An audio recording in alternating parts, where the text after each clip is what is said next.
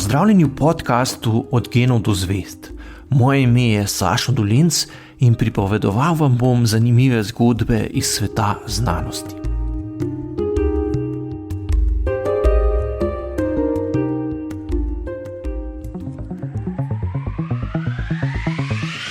Dobrodošli na odkrito.si podcast.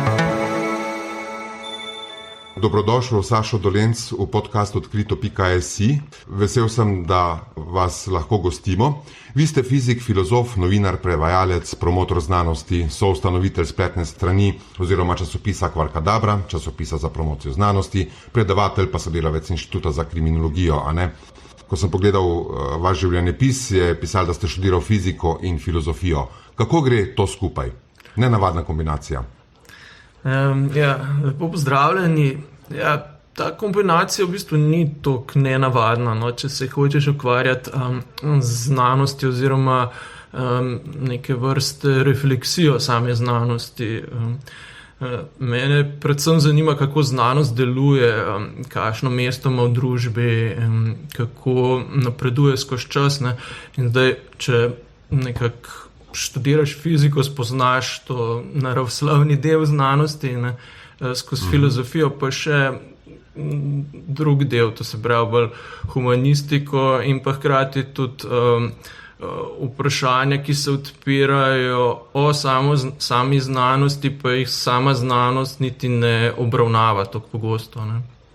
Se pravi, da gre za eni dve temeljni področji, bi človek lahko rekel, a ne, ki zajema ta človekovo znanje, tako dojemanje kot pa razumevanje sveta okoli sebe, a ne?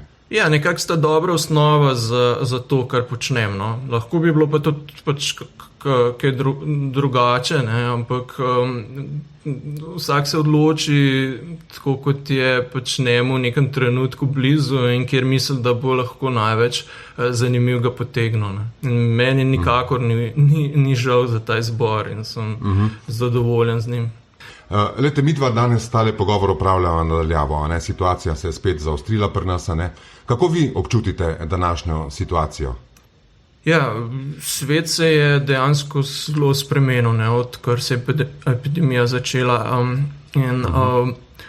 Predvsem način dela, ne, zdaj nekako postalo dokaj sprejemljivo in nekako samoumevno, da lahko delamo od doma, tudi sestanki so in podobno, kot tole najno snemanje nadaljavo. To ni bilo tako samoumevno pred začetkom epidemije. Ne? In mislim, da je na marsikaterem področju ta sprememba prinesla tudi kaj, kar ni nujno slabo. No? Recimo to da več delamo nadaljavo, je pri marsikomu omogočilo, da je bolj produktiven in da lažje razporeja svoje obveznosti, da manj časa zgubljamo na nekih nepotrebnih sestankih, ne, da se stvari hitreje odvijajo. Ima pa to seveda tudi svoje slabosti, ne, da je manj teh neformalnih stikov, ki so zmeraj zelo pomembni, ne, ko se zgodi nekaj, kar ni načrtovano, ne, in to je za kreativni proces zelo pomembno. Ne. Tako da je treba oboje kombinirati. Mislim, da se ne bo življenje vrnilo več, tudi ko bo pandemija konec, na isto, kar je bilo, ampak bo pač nekaj bo ostalo od tega. No. Je pa tudi ena stvar, ne, ki se je pojavila zdaj tukaj v času pandemije. A ne? Najprej mi imamo občutek, da se z njo nekako, vsaj pri nas, pa tudi mogoče celo po svetu, nekako neuspešno bojujemo. A ne? Kljub temu, da smo že pri nas recimo slavili zmago s preletom letal in nekako stihijsko vse deluje vse skupaj. A ne? Na nek način to potrjujejo številke. In občutek je pa tudi, da se je pri nas pa tudi v svetu močno povečalo neko splošno nezaupanje. Nezaupanje v ukrepe, v cepiva, v avtoritete, a ne? Ja, res je. V bistvu je bilo storjenih kar veliko napak, še posebej pri nas. Ne? Največ v zvezi z komuniciranjem samih ukrepov in odziva, ne? Na pač bolezen.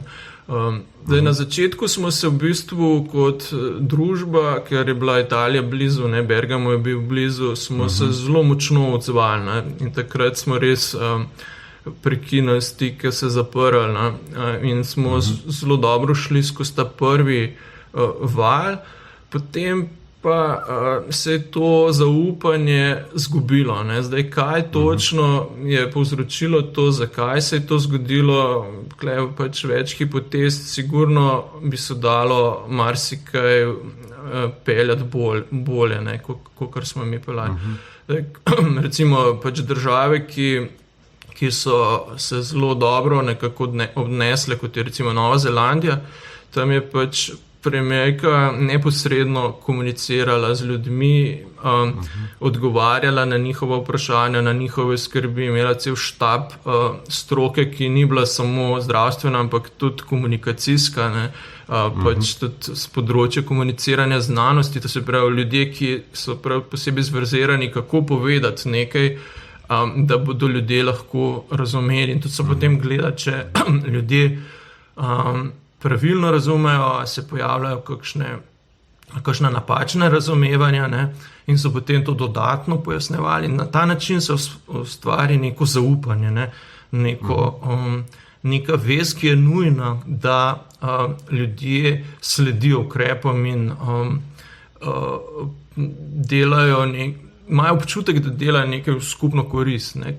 Čim se pa ustvari nek občutek, da so ukrepi sami sebi namen, je pa pol to porušeno, to zaupanje in stvar dolgoročno ne more delovati, ne, ker se pojavljajo neki drugi viri informacij, neke alternativne interpretacije, ki jim potem določeni krogi bolj zaupajo kot uradnim virom, ne, in tukaj potem ni več neke možnosti za neko konstruktivno reševanje problema. Ne. Tako. Zdaj, ena od avtoritet, s katero se, ali pa v katero je zaupanje nekako zmanjšano, bom rekel, je tudi znanost. Vse tak občutek imamo, sploh medicinska, recimo. Ljudje so nezaupljivi. Kaj je po vašem razlogu, oziroma po vašem mnenju razlog za to? So se ljudje začeli bati znanosti? Ja, po mojem se treba najprej vprašati, kaj sploh mislimo s to besedo znanost. Tukaj lahko hitro opazimo, da se skoraj da vsi sklicujejo na znanost in na znanstvene raziskave. Tudi skeptiki, tudi teoretiki zarot pač privlečejo nek članek, ki je bil mogoče res objavljen v neki znanstveni reviji in se potem samo nanj sklicujejo, ne, in pravijo, glejte, znanost pravi tako, uradna interpretacija pa čisto drugačna. Ne. Tako da v bistvu se moramo vprašati, kaj sploh je znanost, in to se premalo sprašujemo, ali pa znanstvena vednost. Ne. In tukaj je odgovor, da to pač ni tisto, kar trdi nek posamezni strokovnjak ali pa znanstvenik, ampak je nek konsens stroke, ne, to se pravi znanstvene skupnosti, ki nastane po neki temeljiti debati. Ne. Vsaka nova raziskava ali pa objavljen članek, če je v znanstveni reviji, še ni nujno del tega znanstvenega konsenza. Ne. Mora preiti ta proces refleksije, nadgrajevanja, popravljanja, debate. Ne. In v bistvu znanost je zmeraj nek proces, ki je kolektiven in pri katerem sodeluje več ljudi, ki drugmu potem nekako pomagajo, da najdejo morebitne napake, težave pri kakšni interpretaciji. Ne. In tisto, kar nastane, temu se reče nekak konsens v znanstveni skupnosti, ne. To je tisto, čemur lahko nekako legitimno rečemo znanstvena vednost. Ne. In včasih se pozablja, da to mogoče v nekem trenutku niti ni tako zelo jasno, kaj je, ne, znanstveni konsens, sploh ko smo soočeni z nekimi novimi vprašanji, kot je ta virus. Ne. No in potem je treba recimo temu konsenzu na nek način potem tudi zaupati, ga je treba skomunicirati ljudem, da ga bojo razumeli. In zdaj včasih, ko nam tudi strokovnjaki pojasnjujejo kakšne stvari, nam kažejo tam neke grafe, številke, ki se zdijo tako malo neživljenjski, pa tudi utrujajoči in tako dalje, ker spominjajo mogoče na matematiko, matematike mnoge ne marajo ali pa se je bojijo in tako dalje. Kako sploh komunicirati znanost? Ja, v bistvu komuniciranje znanosti je zdaj postala že kot neke vrste stroka. To se pravi, treba se je nekako, najprej treba tisti, ki komunicira znanost, mora najprej detektirati, kaj je to sploh znanstveni konsens, ki ga želi komunicirati. In tukaj se včasih že zalomi, ko se mogoče kdo opre samo na neke raziskavo ali pa na nekega znanstvenika. Če komuniciramo znanost, moramo zmeraj gledati, kaj je konsens stroke. In potem to predstaviti na način, da tistemu, ki je pač ta informacija namenjena, da razume oziroma da si lahko zgradi neko predstavo. Ker včasih zelo napačno je, da pač nek strokovnjak gre na televizijo in tam zdrdra neke podatke, ki jih nihče ne uspe razumeti, in potem iz tega pove nek zaključek, ki mu moramo zdaj verjeti, ker je on strokovnjak. Zdaj, to lahko deluje, če gre res za neko nesporno avtoriteto, ki vsi zaupajo in pač mu na besedo ali pa ji na besedo verjamemo in potem naredimo tako, kot ta avtoriteta trdi. Ampak če se pojavi majhen dvom, je pa zelo pomembno, da imajo ljudje tudi, da si zgradijo neko predstavo, da znajo te nove informacije umeščati, da se gradi neko razumevanje vsebine, da ni tako, da pač lahko, mislim, pri tem avtoritativnem govorjenju je včasih problem, ko pridejo nova spoznanja, pa se mogoče interpretacije malo spremenijo.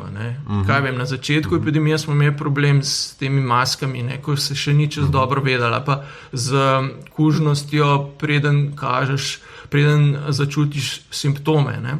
Ni bilo čisto jasno še, kaj in kako, in v takih primerih je treba znati dobro komunicirati tudi ne vednost, ampak ne še dovolj veliko vednost, tistega, kar... Je treba na nek način priznati, da še vsega ne vemo. No, to je itak, ja, in da tudi pač, da dvom, oziroma tisto, kar, da hkrati imajo ljudje občutek tudi, kako močno je neko sostališča v nekem trenutku. To je kar pomemben del komuniciranja znanosti in na kar se mogoče včasih pozablja. Pa na nek način je tudi mogoče to, da ljudje o znanosti, kljub temu, da o njej recimo se učimo predmete, ki sodijo v znanost v šolah, tako osnovnih kot srednjih, potem nekateri tudi to študirajo, da ljudje še vedno premalo vedo na nek način o znanosti. Kako znanost dosega svoje rezultate, kako jih širi, kako jih preverja in tako dalje. A se vam zdi, da bi to morali že prej skomunicirati, da bi ljudje to spoznali nekako že, bom rekel, ljudi vzgojiti v to, kot ne vem, mogoče uvesti predmete, kot je zgodovina znanosti ali pa kaj podobnega v šole? Ja, saj v bistvu o znanosti se kar veliko v šolah uči, teh predmetov naravoslovnih in tudi drugačnih je veliko in znotraj teh predmetov je verjetno treba predstaviti vsebine na ta način, da ljudje dobijo občutek tudi, kako so znanstveniki prišli do teh zaključkov, ne sam kot neka dejstva. In to je tisto, kar pač dobri učitelji se tudi zdaj že počnejo. Samo treba je pač več poudarka verjetno dati tudi na tem, da ljudje ne dobijo zgolj informacije, ampak tudi občutek za vrednotenje določenih idej. Zdaj, tukaj pri pandemiji je problem tudi, ker določeni ljudje potem začnejo sami brskati po znanstvenih člankih, preberejo nekaj člankov in si ustvarjajo neko predstavo, ki je mogoče bistveno drugačna, kot je konsens stroke. Ne? In hkrati so pa prepričani, da potem je tisto, kar so oni prišli na podlagi teh primarnih virov, bolj zaupanje vredno kot tisto, kar trdi uradna stroka. Ne? To je mogoče pač tudi en problem, ki se ga je treba zavedati. Tako da v bistvu zmeraj je treba detektirati to, kaj je konsens stroke v nekem trenutku, in to pa lahko pač dobimo najlažje tako, da res pač ugotovimo, kdo so tisti zaupanja vredni strokovnjaki z nekega področja, kjer publikacije so res zaupanja vredne, ne, in potem se na tisto obrnemo. In tukaj se mi zdi, da je zelo, zelo velika odgovornost novinarjev, ne, ker novinarji so posredniki, ne, da oni naredijo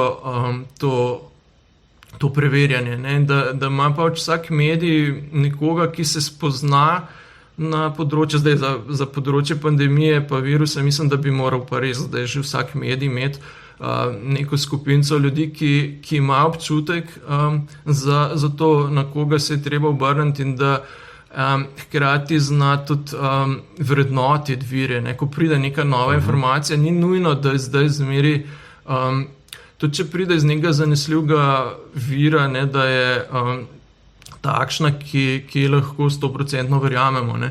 Je treba imeti neko skepso in zmeri graditi neko širšo razumevanje. Če pride nekaj čisto novega, pač treba radi, 5 različnih strokovnjakov vprašati, kaj si mislijo, preden daš to naprej, ne, javnosti, ker se na ta način pač ravno ruši ta avtoriteta, ne, in zaupanje.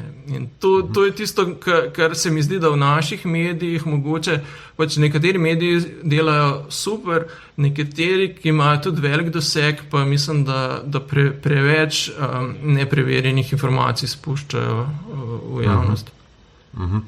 Zdaj, po drugi strani, ljudje tudi sami v tej, bom rekel, stihiji, iščejo, kot ste že prej omenil, svoje informacije in jih potem najdejo na spletu. Tu se potem pojavi problem teh lažnih novic, pa teorij zarot in tako dalje. Ampak te so nekako včasih, imaš občutek, kakor ljudem bolj všečne iz nekega razloga. A so mogoče teoretiki zarot boljši komunikatorji? Ja, v bistvu pri teoretikih zarot je komunikacija vse, kar je. Ne? Mislim, če ni nekaj, kar potegne na tem čustvenem nivoju, potem sploh ničesar ni. Ne? Tako da vsaka taka teorija, ki potegne nekako, pa nima nobene vsebine, je sigurno privlačna, ne? Lepljiva za človeške možgane. Ne? Zato je dobro, da tudi pač zanesljive informacije opremo na ta način, da so zanimive, da so na nek način lepljive. Ne?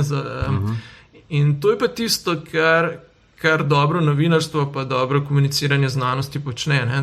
Da formulira zanesljive informacije na ta način, da jih ljudje enostavno razumejo in da so njim pač tudi na nek način blizu, no? Da ni potreben nek napor, da ti nečemu slediš, da razumeš, ampak da se to zgodi v trenutku. Ne? Tako kot se zgodi, ko slišiš nek trač, ne? Ker to avtomatsko preskoči v tvojo glavo, hočeš ali nočeš. Ne? In tisto dobro komuniciranje je, da formuliraš tudi dobre informacije, zanesljive informacije na ta način. Ne? Zdaj, tudi vi ste promotor oziroma komunikator znanosti, leta 2019 ste prejel Prometeja, ki ga podeljuje ta slovenska znanstvena fundacija, niste pa edini, a vi promotori, komunikatori znanosti, kaj sodelujete med sabo, kako to teče, kako pri nas v Sloveniji komuniciramo znanost?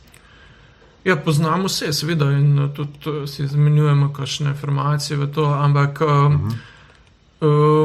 problem je, da v Sloveniji celo to področje nekako sistemsko še ni urejeno, oziroma nekako ni vpeto v ta akademsko-univerzitetni sistem. Ne. Tako kot je recimo pač v državah, ki ima daljšo to znanstveno tradicijo, recimo Velika Britanija, pa tudi druge evropske države, predvsem zahodnoevropske, no, imajo to tudi institucionalno zelo dobro urejeno, imajo študije z tega področja. Ne. Pri nas nimamo še nič tega in podobno je tudi v drugih bolj vzhodnoevropskih državah. Je kar nekaj ljudi, ki se s tem ukvarjajo, ampak institucionalno, sistemsko to ni urejeno. Zdaj jaz se pač že kar dolg časa trudim, da bi se tukaj kaj premaknilo, ampak žal nimam nobenega uspeha. Ne vem pa čisto točno, zakaj je to tako in upam, da bo zdaj to dogajanje okrog pandemije, ko se je res izkazalo, da pač komuniciranje stroke znanosti pomemben del same znanosti, ne? Da se bo to mogoče kaj spremenilo. No. Tako, zdaj to je pa, seveda tudi to komuniciranje je pa na nek način interdisciplinarno, a ne? Tu bi morali potem vključiti ne samo strokovnjake iz enega področja ali pa večjih področij, recimo, ki se tičejo tukaj pandemije, ampak tudi, ne vem, psihologe, antropologe in tako dalje, a ne? Je kakšno to vrstno sodelovanje na vidiku ali pa kaj podobnega? Ja, to mislite verjetno v okviru nekih uradnih organov, ne, da bi pač to, kot je recimo novozelandska premijerka imela nek štab, ki je svetoval, ki je imel pač ne samo zdravnike noter, ampak tudi druge. Ne. Ja, to bi bilo sigurno koristno. Pa mislim, da podobne stvari imajo v drugih državah, ne, ki se mogoče bolj sistematično odzivajo in se skupaj komunicirajo. Pri nas žal tega trenutno nismo vzpostavili. Ne vem pa zakaj in kako in kaj se dogaja za kuliso. Zdaj, mislim, vse, kar pač počnemo, vsaj te, ki jih poznam, je na ravni sodelovanja bolj z mediji, no, kot z uradnimi organi. Zdaj, ena izmed stvari, a ne, ki se tiče recimo promocije znanosti ali pa tega, da ljudje, da so malo izgubili zaupanje, a ne, dostikrat sem slišal ali pa prebral sploh na družabnih omrežjih, a ne, da ljudje ne zaupajo znanosti, ker posebej farmaciji recimo, a ne, ker se jo zlorablja, a ne. Etika se krši, pravijo, potem znanost je tista, ki sporoča rezultate takšne, kot jo želijo njeni plačevalci. A ne? A je mogoče to tudi eden izmed razlogov za to nezaupanje? Da je prodana, a ne znanost, pravijo. Ja, zdaj, pač zmeraj lahko najdeš kakšne primere, ne, in tisto, kar je pomembno, je, kako se nekak sistem kot celota odziva in kakšne notranje vzvode ima, da takšne anomalije opazi in eliminira. Ne. In znanost mislim, da pač, sigurno se lahko pač zgodijo napake, ne, in zablode, ampak se mi zdi, da je pač to nek najboljši sistem, ki ga je človeštvo uspelo do zdaj iznajti, s katerim pride do dokaj zanesljivega znanja. No. Boljšega sistema nimamo, kot je to. Ne. In znanost v bistvu se je začela kot neke vrste sodelovanje učenjakov pred nekaj stoletji, ki so si začeli izmenjevati pisma, v njih opisovati svoje raziskave, ne? In so drugmu potem nekako komentirali odkritja in poskušali skupaj nekako napredovati. Ne? In tukaj ključno je bilo, da je pač vsakdo lahko, ki je imel pač to znanje, da je imel neke ideje ali pa komentarje na ideje drugih, da je pač imel možnost, da se je priklopil tej skupini. Ne. Na začetku je bila manjša, potem se je pa začela večati. Ne. In ključno je, da je ta skupina čim bolj raznolika, da ne izključuje določenih pač ljudi samo zaradi tega, ker so mogoče drugega spola ali pa druge barve kože. Ne? In tudi na začetku znanost je poskušala odmisliti vse te partikularne lastnosti posameznikov in gledati samo argumente, ki so jih dajali. Ne? In to je nekako bistvo te ideje znanosti, da novo idejo lahko kdorkoli komentira, opozori na napake, ne? Ampak mora pri tem upoštevati določena pravila spoštljivosti, argumentiranja. Ne? Drugače pač tukaj ni omejitev. In tukaj se mi zdi, da pač ta sistem je zelo dobro zastavljen, zelo dobro deluje. Ne?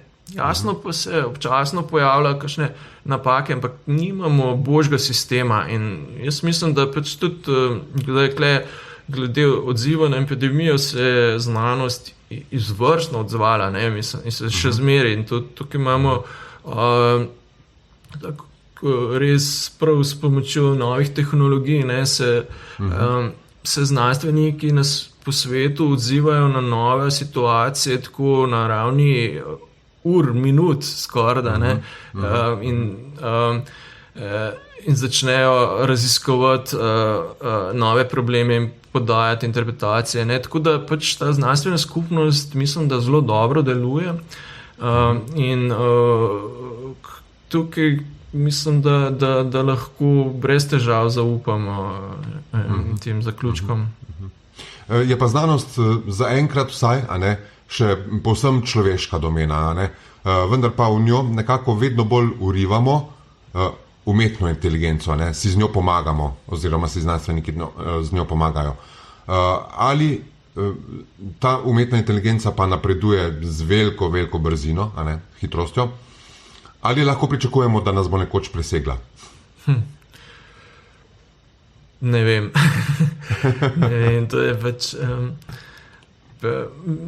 Zdaj, odvisno je na katerem področju, glede katerih problemov. Zadnja leta, desetletja je prišlo do zelo velikega napredka glede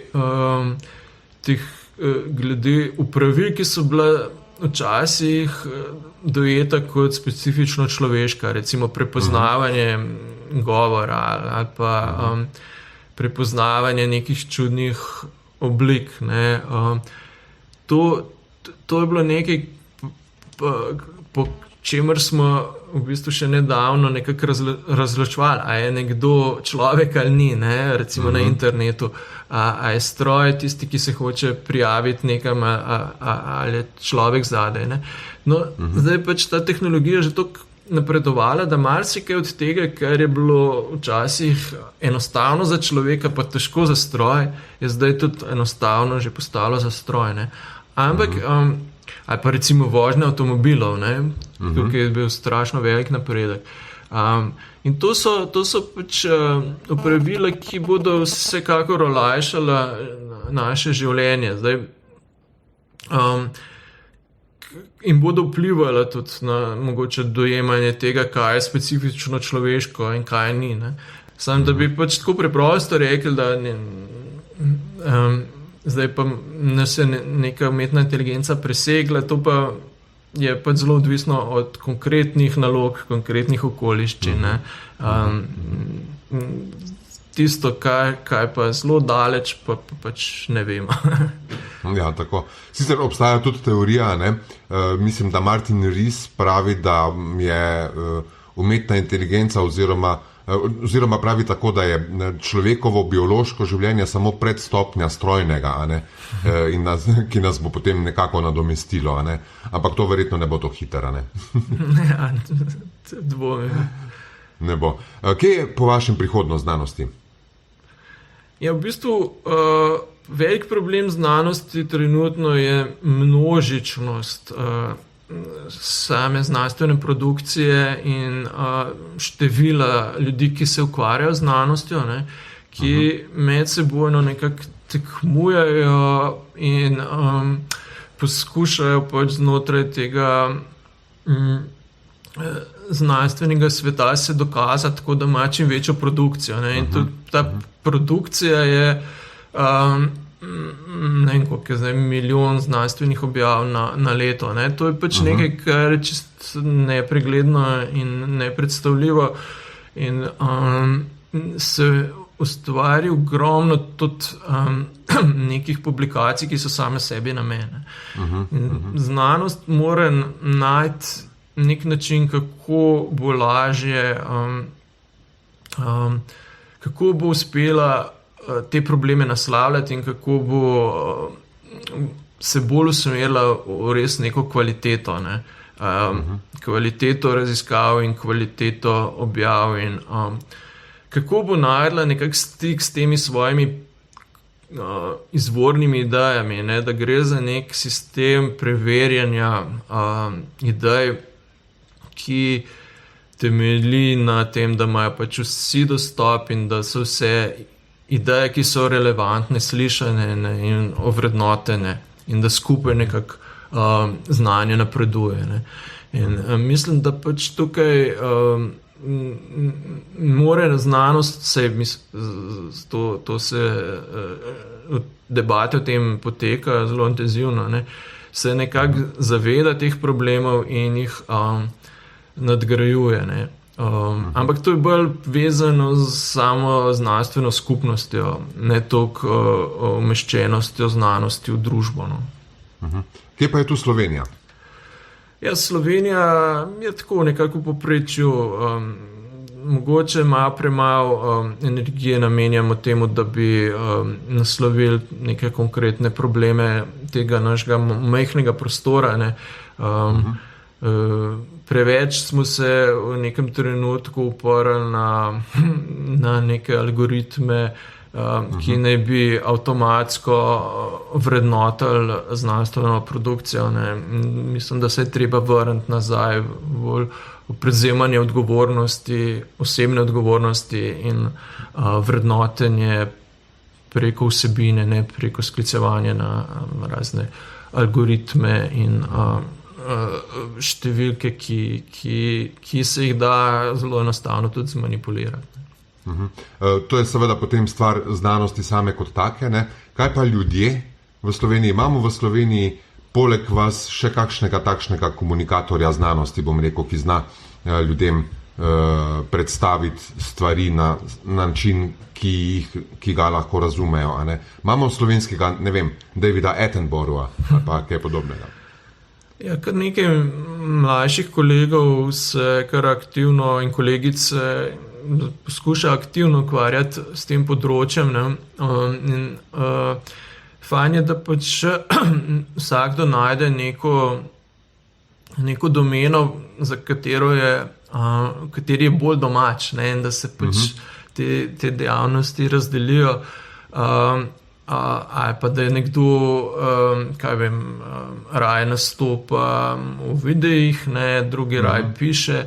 Tako da teh načinov, kako komunicirati znanost, je veliko in tukaj mislim, da še veliko prostora za mlade. Tisto, kar pa ključno, je pa, da se cel sistem nekako tudi sistemsko podpre. Ne, tudi, ker zdaj trenutno če nekdo, ki deluje znotraj znanosti, se ukvarja tudi s komuniciranjem znanosti, je to kot, nima nobene vrednosti znotraj slovenske znanosti to trenutno. Ne. Za razliko od drugih okolij, ne, kjer pa je to pomemben del samega dela znanstvenikov. In mislim, da tukaj bomo morali narediti neko spremembe, ki se jih pač gleda zdaj tisti, ki bi lahko te spremembe naredili, nekako bojijo, no? Ker po mojem ne poznajo tako dobro teh veščin in pač jih je vsake spremembe strah. In tukaj pač mislim, da je treba vztrajati in zdaj je po mojem taka priložnost, da se lahko resno soočimo s tem vprašanjem, ki je pomembno ne samo za znanost, ampak tudi za družbo. No. Tako. Lahko ostanemo optimistični? Ja, na vsak način, seveda. Prav. Potem pa ostanemo optimistični in se s tem mogoče tudi poslovimo. Sašo Dolinc, najlepša hvala, ker ste gostovali v našem podkastu. Upamo, da se še kdaj slišimo, a ne? In da rečemo ob kakšni drugi priložnosti v tej zvezi. Ja, najlepša hvala za povabilo. Ja, lep pozdrav. Lep pozdrav.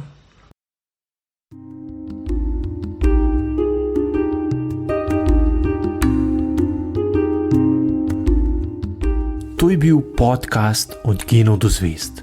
Moje ime je Sašo Dolinc in z novo zgodbo se vam oglasim že kmalu.